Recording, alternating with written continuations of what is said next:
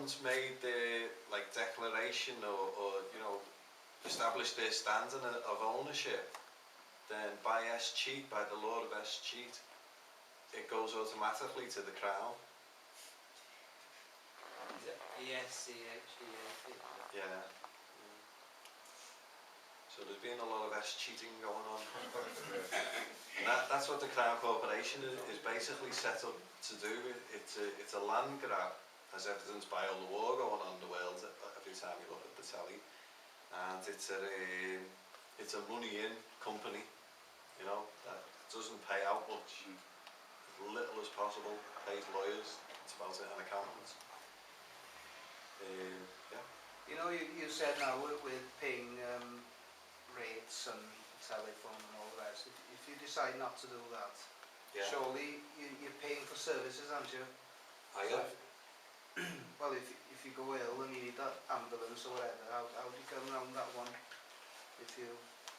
Did you miss the part about your name going into the ledger as an asset to the United Kingdom?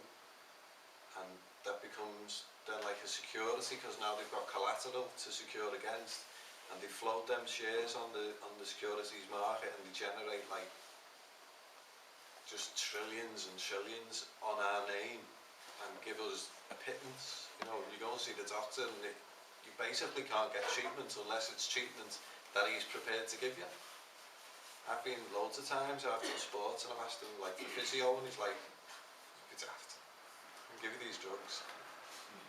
And that's about it, like. So the limit is in the scope, which is the inalienable rights that you have. You have rights up to a point, yet you would need maybe, you know, hospital services, police services, fire services, but at the same token, would a neighbour not help you in them circumstances for free?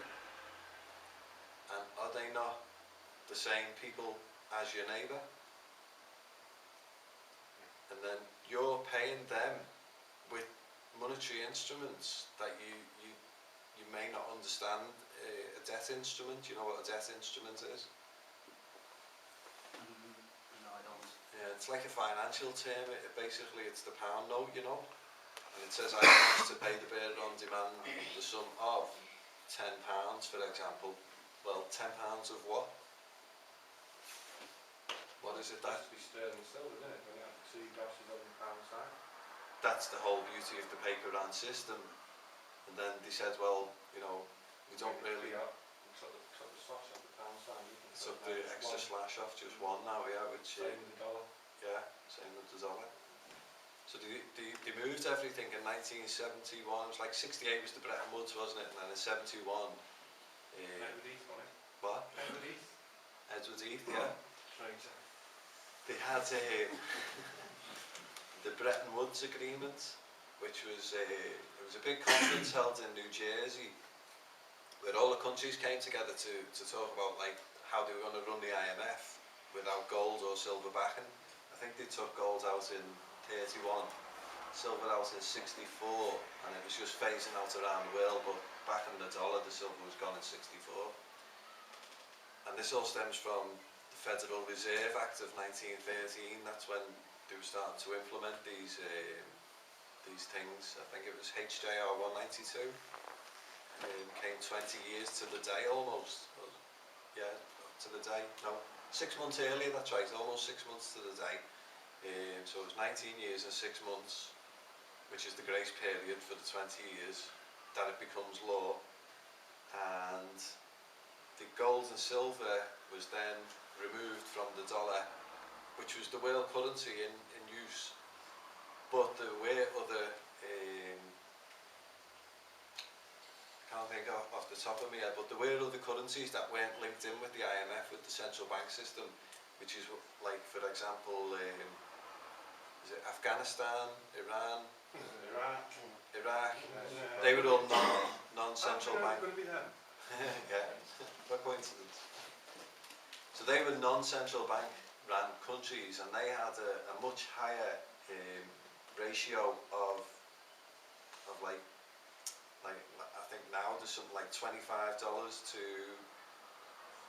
$1 of Iraqi dollars, whereas before it was like something ridiculous, like 82,000. It was like the money was really strong, you know, because it was all backed by the gold. They didn't use the usury system. Are you familiar with usury? Interesting. Interest on debt, basically, which is what you were saying before. So it's landlordism, it's rent. Basically, usury is using, but when you're lending out money, you're lending out the total amount, and you're giving back that total amount, and the rent, the weekly rent or the yearly rent. Yeah, So the same thing applies to houses. yeah, The same thing applies to anything that you rent. Somebody's giving you something, and the person gives that whole thing back plus a rent on the time that the thing's been rented out for. so Usually means rent. so if you're using, which is banned in England, I don't know about Wales. Sorry? Mafia protection Yeah, and tax. Tax referral is where it stems from. And that's the original usury. It's a forced exchange. a forced exchange, Yeah, you exactly. have Yeah. exchange. Yeah. Forced exchange. Because if you don't pay it, in the case of houses, you're on the street.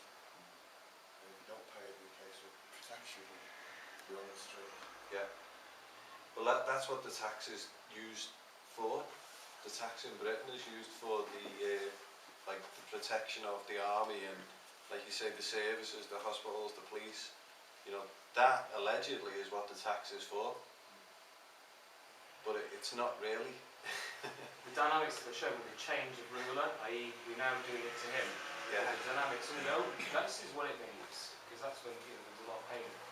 Yeah. The tax is more like interest on the loan. And the loan was given to you in debt instruments, which is something that you can never pay back with debts. So we're given these promises to pay, which I took one to England, Bank of England, about 2 months ago, and I said, what is it exactly that you give? What is it that you're promising to pay? Like, what is £10? And he went, well, what it is when that's out of date, you bring that in and we'll give you a new one. You're not charging interest. You have that now for a while. Yeah. Well, there you go, you know, there's something about your own law form that you can bring. Yeah. You need to get them into something of a tacit agreement. I don't know if you know the Magna Carta, maybe. Yeah. After 61.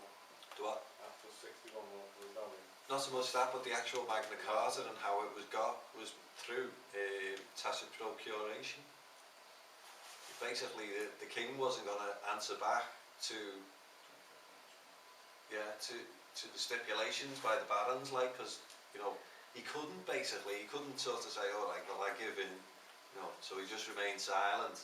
But he went into contract then, and then the Magna Carta came in force as like a body of the common law, which is an unwritten law. So, utilising that idea of your law form, you know, you would set it up so that you get them into tacit procuration. Then you have to do like a notice into the public that you do have tacit procuration, to give other people the opportunity to say, well, like, you know, I've already got a claim on that, so you're behind me in the queue, whatever. I don't know whether your law form will impede on that, but it's giving them the opportunity, and it's also stacking up your evidence in case you ever need to go into the court to enforce your law. It should be in like the Court of Chancery, because we'd be recognised as a trust. So yeah, you'd be putting out a notice or a couple of notices, which you would have to have evidence of that you were doing, and you would support them with like an affidavit or maybe witnesses to the effect that you'd actually got no response, and you know, you'd put them into an agreement by way of the silence.